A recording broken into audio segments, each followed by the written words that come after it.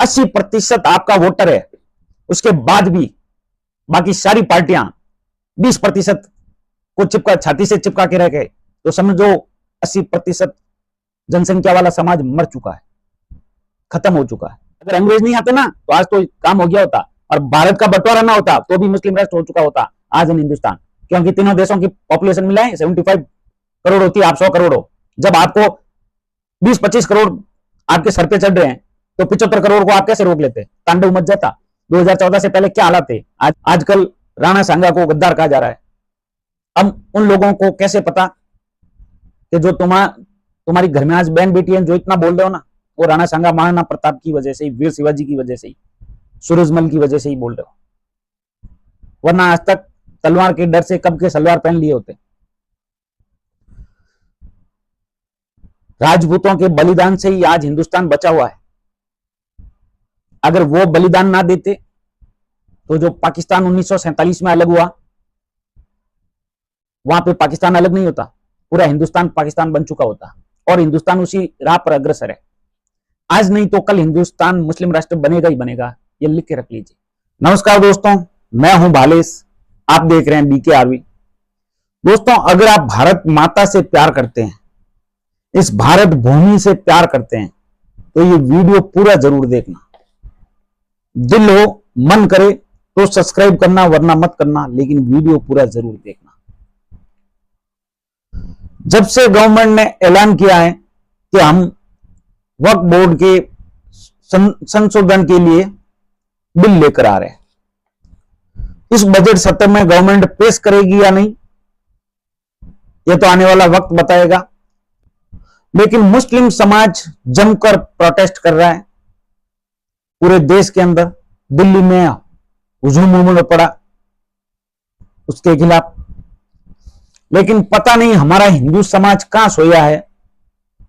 वो ट्वीट करके हमारा समाज अपनी जिम्मेदारी पूरी कर लेता है, और मुझे ताज्जुब तब होता है जब कई हिंदू ऐसे हैं जो वक्फ बोर्ड का समर्थन कर रहे हैं, और कुछ हिंदू कह रहे हैं सनातन बोर्ड।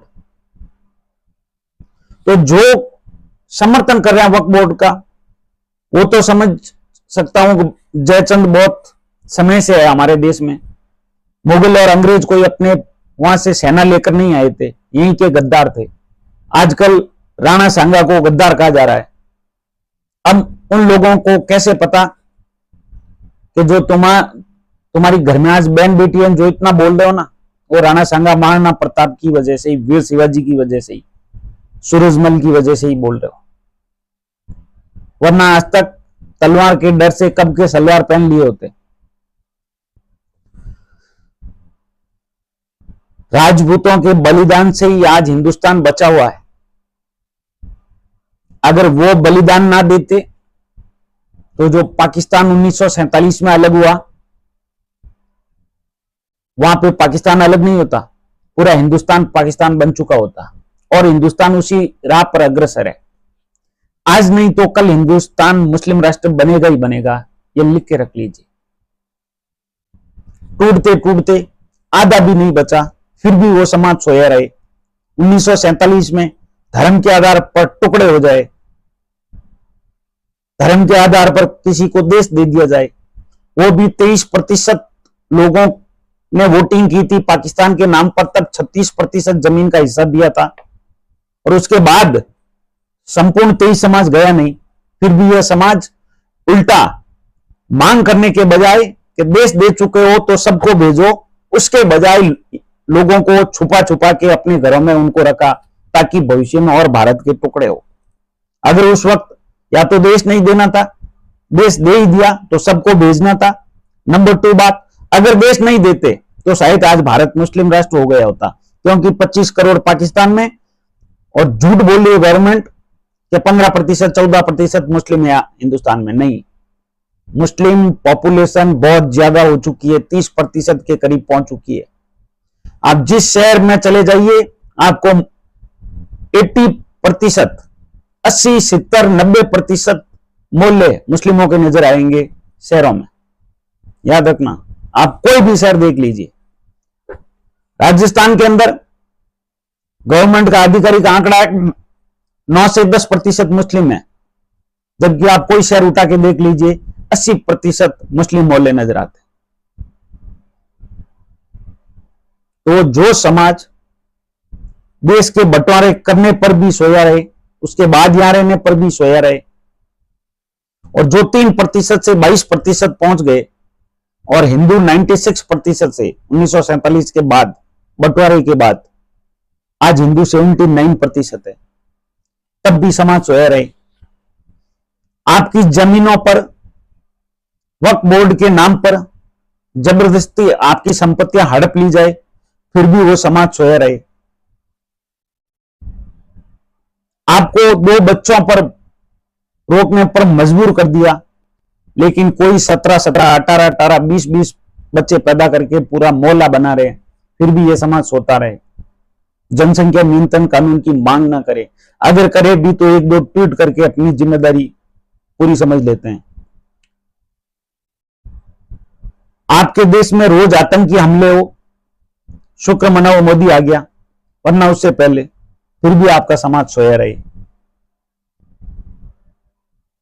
आज जगह जगह संपत्तियां हड़पी जा रही है, देश के खिलाफ एक जगह जगह दंगे होते जा रहे हैं, दंगे कर रहे हैं, सार्वजनिक संपत्तियां जलाई जा रही है, लेकिन वो समाज डर के सोता रहे।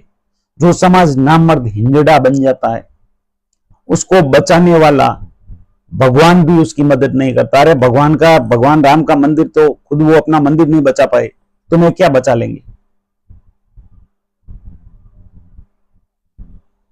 जिसके पास हिम्मत होती है, मैं किसी को उकसा नहीं रहा, भड़का नहीं रहा, मेरा इंटेंट ये नहीं कि आप सड़कों पे निकल के दंगे करे, फसाद करे, लेकिन यूनिटी ऐसी होनी चाहिए कि अगर 1 लाख भीड़ सामने वाली सड़कों पे निकले तो 10 लाख निकलो।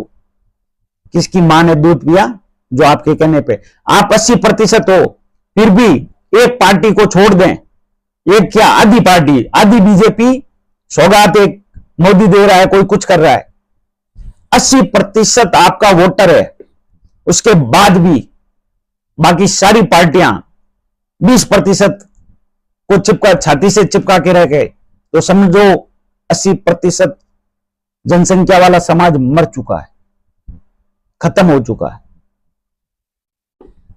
नपुंसक बन चुका है। एक के पास 80 वोट हो और एक के पास 20, ऐसा क्या है उस 20 में कि उनको हर कोई अपने सीने से चिपकाता है, हर कोई अपने सर पे चढ़ाए घूम रहा है। वो 4 शादियां करे,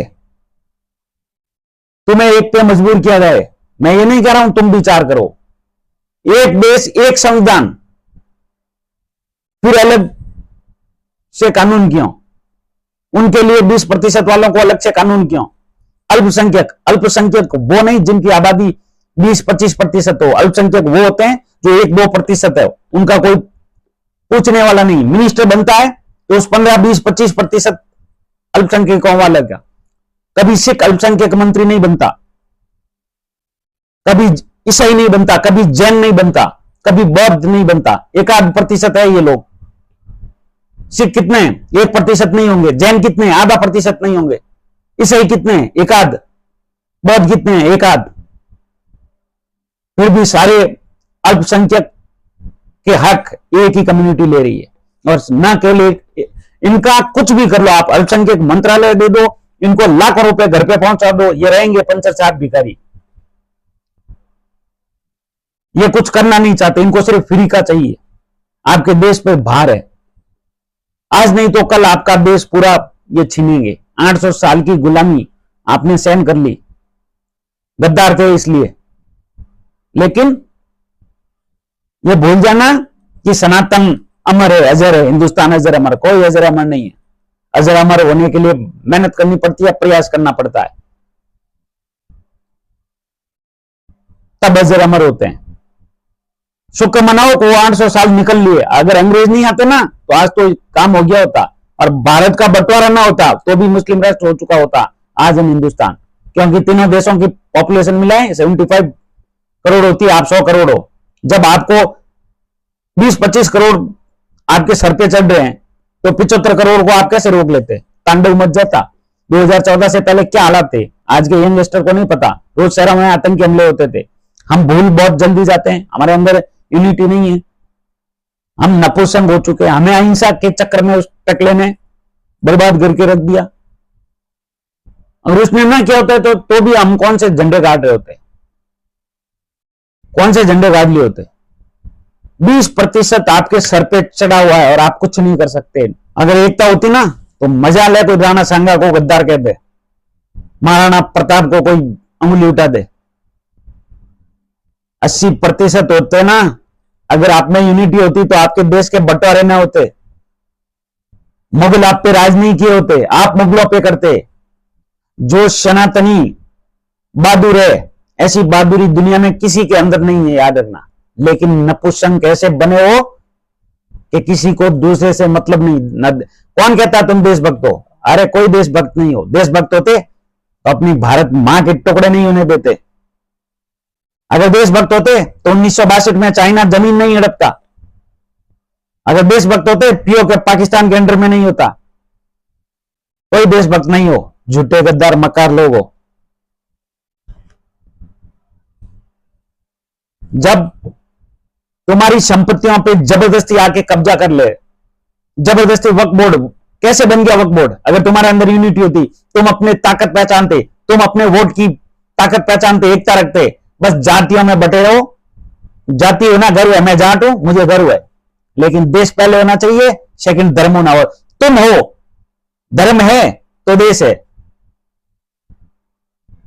हिंदू तब तक है जब तक हिंदुस्तान है, और हिंदुस्तान तब तक है जब तक हिंदू है, याद रखना।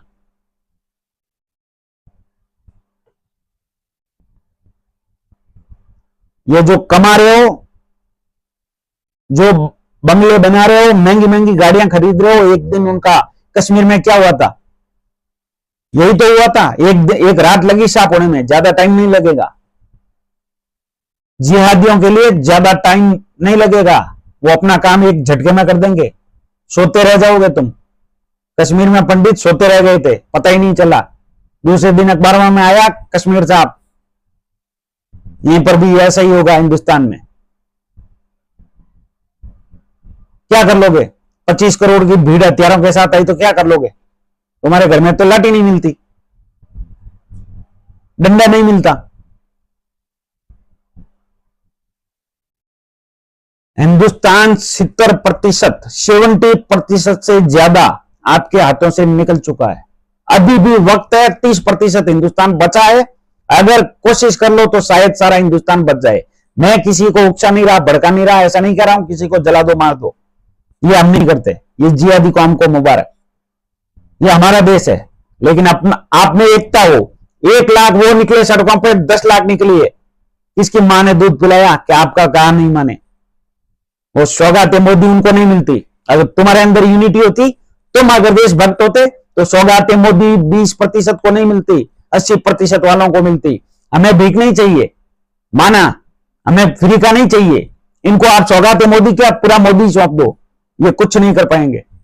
ये भिखारी पंचर छाप भीख ही मांगते रहेंगे। 57 देश है, क्या दिया आज तक 57 देश ने दुनिया को? एक इंजीनियर, एक वैज्ञानिक, एक एस्ट्रोनॉट का नाम बताइए जिसने मानवता के हित में कोई काम किया हो। एक मुस्लिम का नाम बता दीजिए मुझे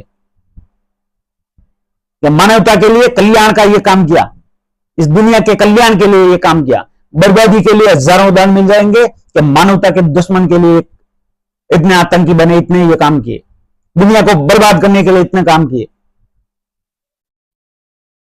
हजार एग्जाम्पल मिल जाएंगे। लेकिन मानव कल्याण के लिए, इस धरती के लिए, इस दुनिया के लिए, कल्याण के काम के लिए एक भी मुस्लिम का नाम नहीं मिलेगा आपको, चाहे गूगल क्या, गूगल का बाप कर लो। फ्री में ये सबसे आगे रहते हैं खाने में। इनका एक ही काम, बच्चे पैदा करो और दुनिया को इस्लामिक बनाओ। हिंदुओं ने योगा दिया, सिखों ने लंगर दिया, जैनों ने शांति दी, बौद्धों ने शांति दी,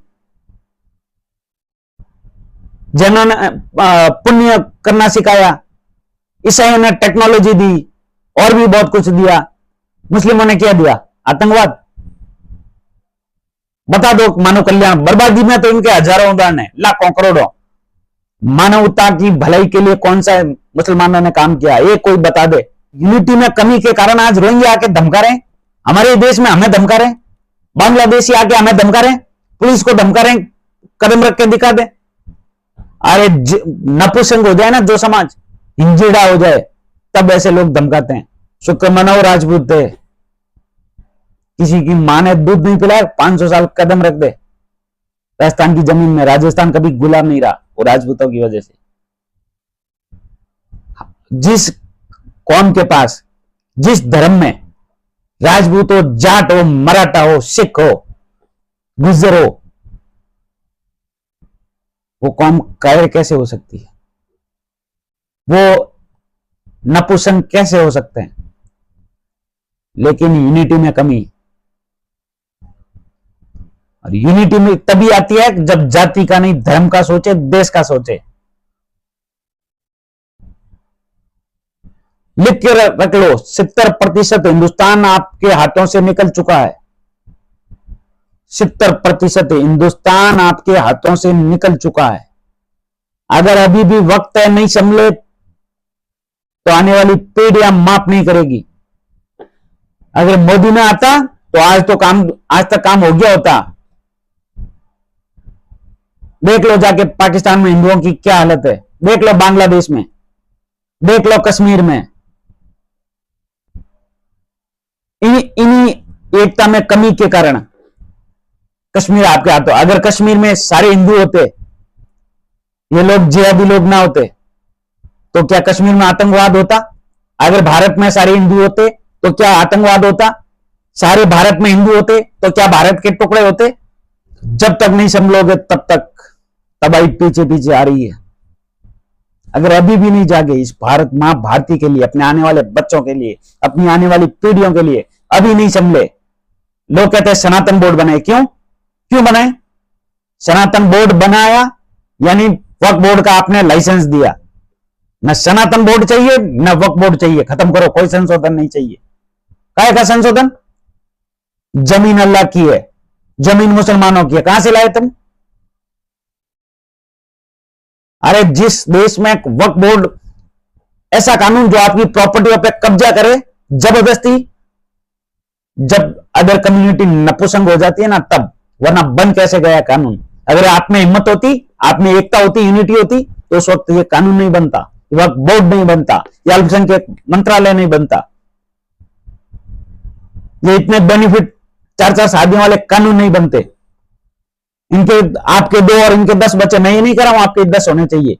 ये कोई धर्मशाला नहीं है कि आप 10, 15, 20 बच्चे पैदा करो। यूपी की महिला ने 70वें बच्चे को जन्म दिया, 50-60 वर्षीय महिला ने, कल परसों की बात है। कैसे हो रहे हैं? धर्मशाला है क्या? बांग्लादेशी आके बस रहे हैं, वो बांग्लादेशी जो आपके हिंदुओं को साफ कर रहे हैं, घर जला रहे हैं, उनके बैंड बेटियां उठाई जा रही है, रैप कर रहे हैं, वो आपके देश में आके मजे ले रहे हैं। फर्जी डॉक्यूमेंट बन कैसे सकता है फर्जी डॉक्यूमेंट? अगर आप में यूनिटी हो तो। एक आवाज में लाखों, जिस दिन नहीं निकलोगे सड़कों पर तब तक ऐसे ही बर्बाद होते रहोगे, और एक दिन पूरा हिंदुस्तान आपके हाथों से निकल जाएगा, कुछ नहीं कर पाओगे, कुछ भी। आज भी तुम कुछ नहीं कर सकते, क्योंकि तुम्हें अपनी पड़ी है, औरों की नहीं। और जो औरों के बारे में चिंतित नहीं होता, एक दिन खुद के लिए चिंतित होना पड़ेगा, और कर कुछ नहीं पाओगे, तब और भी आपके लिए नहीं खड़े होंगे। अगर मां भारती से प्यार करते हो, इस देश से प्यार करते हो, तो यूनिटी बना लो। 30% हिस्सा बचा है, 30% मात्र, वो 100 हो सकता है, लेकिन इस तरह से नहीं होगा, ट्वीट कर देने से नहीं होगा। हाँ, आवाज उठाओ, सोशल मीडिया पे भी उठाओ, हर जगह उठाओ, लेकिन जब सड़कों पे निकलना हो तो सरकारें झुकनी चाहिए कदमों में, वो एकता हो। एक झटके में ये जिहादी झुंड बना के आ जाते हैं सड़कों पे, तुम नहीं निकल सकते क्या? हाथ पांव तुम्हें नहीं दिया भगवान ने। और वीडियो अच्छा लगा तो प्लीज सब्सक्राइब जरूर करें। बहुत बहुत धन्यवाद। भारत माता की जय।